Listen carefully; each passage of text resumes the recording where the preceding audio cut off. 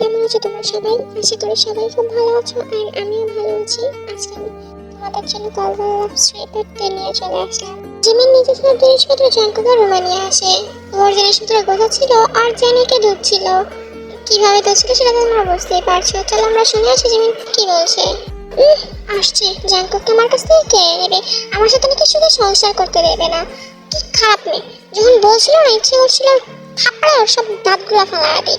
বেয়াদব মেয়ে একটা, এক আঙ্গুলের মেয়ে, তা আবার আমাকে এত কথা শোনাচ্ছিল। আমার জাঙ্কুকে আমার কাছ থেকে কেড়ে নেবে, মানুষের সামনের দিকে না তো আর কি শখ তার। আল্লাহ আল্লাহ, জিমিন তুই এসব কি ভাবছিস? কি কথাবার্তা এগুলো? তুই কি বেশ্যা হয়ে সংসার করার চিন্তা করছিস নাকি? তুই ভুলে যাস না তুই কোথা থেকে এসেছিস, তোর অতীতটা কি। তুই একজন খারাপ মেয়ে, সেটা হিসেবে তোকে মানুষ চেনে। আর তুই কিনা তোর জন্য তো ভালোবাসা প্রযোজ্য না, আর তুই সংসার করার চিন্তা করছিস। সংসার তো দূরের কথা, কোনো কিছুই তোর ভাগ্যে নেই, শুধু লাঞ্ছিত ছাড়া। জিমিন, তুইও না একজন মাফিয়া কিংকে নিয়ে সংসার করার চিন্তা করছিস, যার কাছে কিনা মেয়ে হাতের ময়লা, না জানি সে কত মেয়েদের সাথে রাত কাটিয়েছে, আর তার সাথে তুই সংসার করার চিন্তা করিস?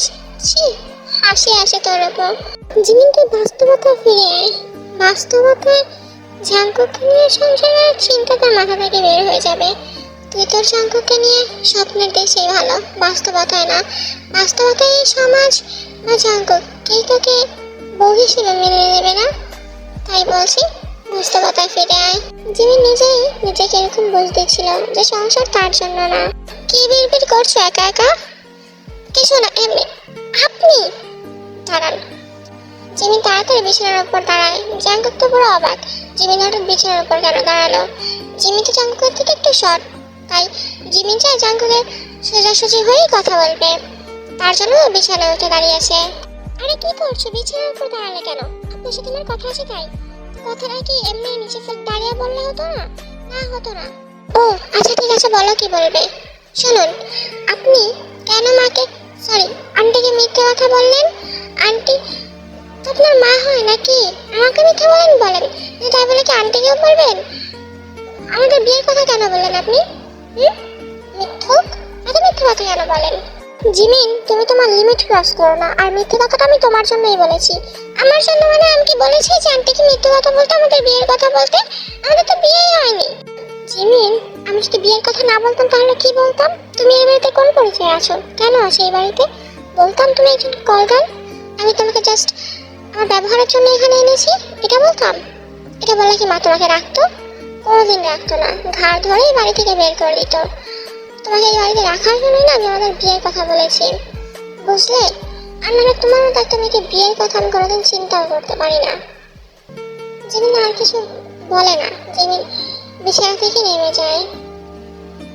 তাহলে তো অন্য কিছুও বলতে পারতেন, বা আমি এখান থেকে চলে যেতাম, যেখানে আমার ঠিকানা সেখানে যেতাম, কি এমন হতো? তাই নাকি? ওখানে যেতে চাও? কি হলো, বলছো না কেন? কি বলবো? জিমিন, যেটা করেছি সেটা বাদ দাও। তুমি তো এখানে আছো নাকি? হ্যাঁ, কিন্তু একদিন না একদিন সত্যিটা তো আনতে জানবে। যখন জানবো তখন আমি হ্যান্ডেল করে নেবো, সেটা তোমাকে ভাবতে হবে না। অন্যদিকে জিন ফ্রেশ হয়ে লিভিং রুমে বসে টিভি দেখছিল, আর সেখানে তে রান্নাঘরে কিছু কাজ করছিল। এই মেয়ে, একটু এদিকে এসে তো, শোনা যাও। কাজ করছি তো, বলুন কি হয়েছে? রিমোটটা একটু দাও তো। আমি কেন দেব? রিমোট তো আপনার সামনেই আছে, আপনি নিয়ে নিন না। এত মুখোমুখি কথা কেন বলো তুমি? যেটা বলেছি সেটা করো না, রিমোট আমাকে দিয়ে যাও। আজব তো, কাজ করছি দেখছেন না নাকি? আর আপনার তো হাত আছে, একটু আগালেই তো রিমোটটা পেয়ে যান। আমাকে কেন বলছেন আমি পারবো না দিতে? অসভ্য একটা মেয়ে। মা, সুগা তুমি? জিন যাওয়ার আগে যে সুগাকে জড়িয়ে ধরে। এ মা, এই দেখ, তুমি আমার ছেলেকে জড়িয়ে কেন ধরেছো? হ্যাঁ, লজ্জা বলতে কি কিচ্ছু নেই? লজ্জা থাকবেই বা কি করে? বড় বোন না জানে বিয়ে করেছে, এখন ছোট বোনেরও তাই ঠান্ডা, তাই না? কি হয়েছে মা, তো চিল্লাচিল্লি কেন করছো? চিল্লাচিল্লি কেন করছি?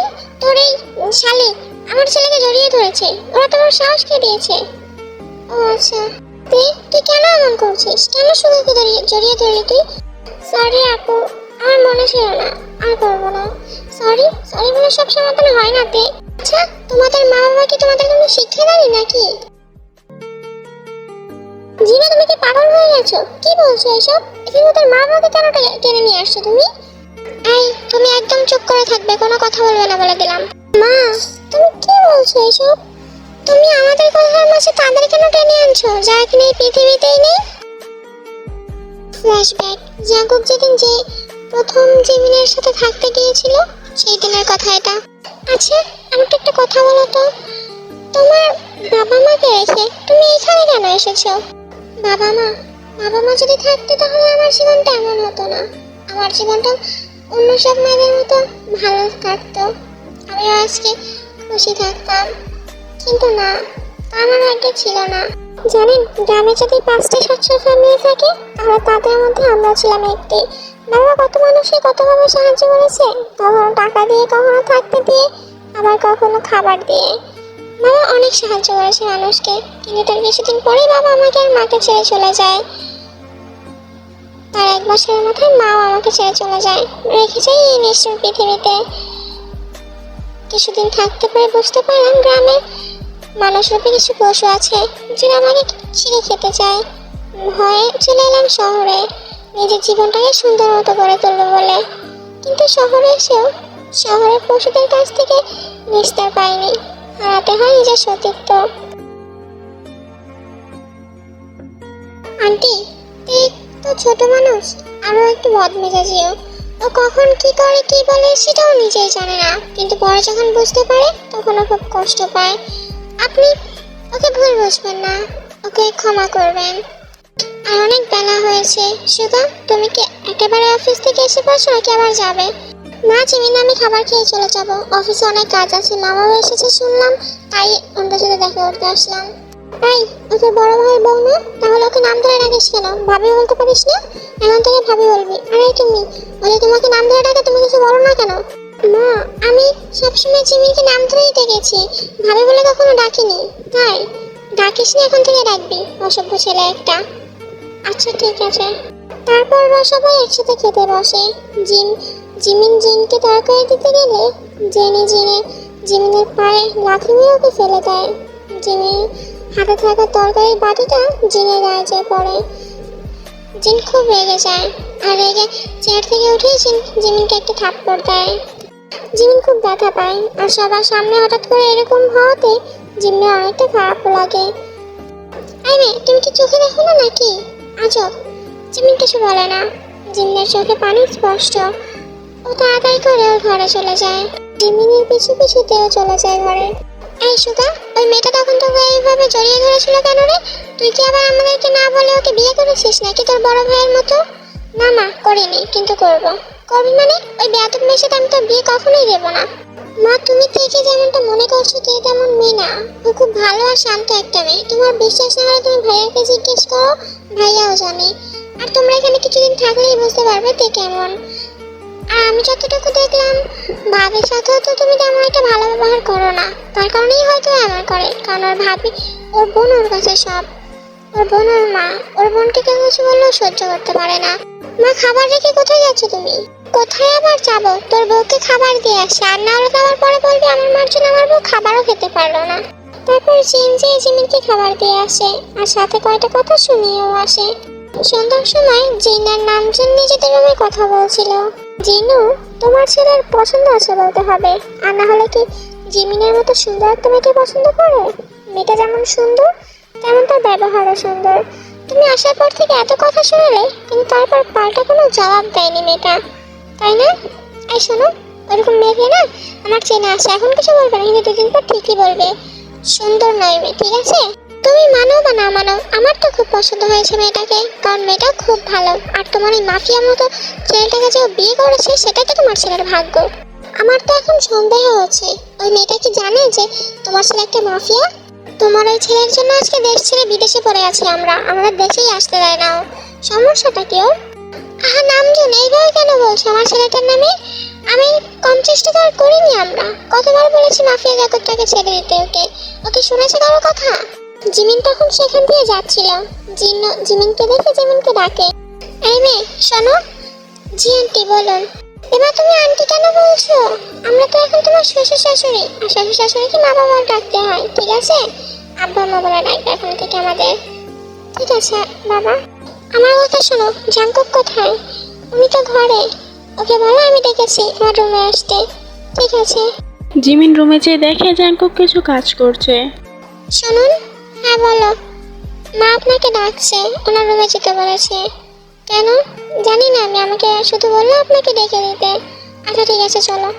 তারপর জাঙ্কুকের সাথে জিমিনও যায়, কিন্তু রুমে প্রবেশ করে না, ও বাইরেই দাঁড়িয়ে থাকে। জিমিন, মা ভেতরে এসো তো একটু। জি বাবা বলুন।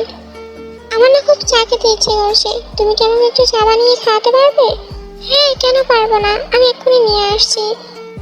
আপনি খাবেন? হ্যাঁ আমার জন্য আর মার জন্য নিয়ে এসো। ঠিক আছে।